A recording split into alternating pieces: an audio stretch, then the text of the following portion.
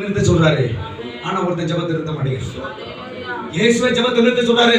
போதும், என்னை விடு, பொழுது விடுகிறது, நீ என்னை ஆசீர்வதித்தால் என் ஜெபத்தை நிறுத்த மாட்டேன். இயேசு நிறுத்த சொல்லி, அப்பனா கவனிங்க, அதை தப்பா எடுத்துக்கிடாதீங்க. ஆனா அவனுக்கு ஒண்ணு தெரியும், என் தேசம், என் சந்ததி, நான் உழைச்ச உழைப்பு இந்த கரையை தாண்டி சாகக்கூடாது.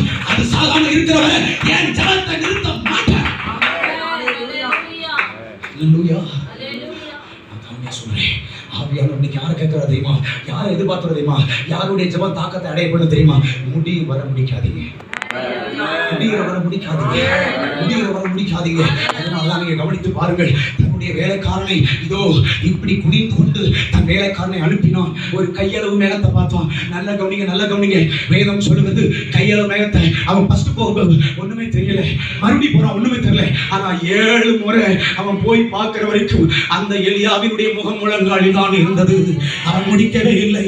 ஒரு கையளவை பார்த்த பிறகுதான் போய் ஆகாப்ப புறப்பட சொல்லு. ஒரு பெருமழை இறைச்சல் வருது. எத்தனை பேர் விரும்புறீங்க உங்க தேசத்துல, உங்க எல்லையில சில மேகங்களை பார்க்க போறீங்க.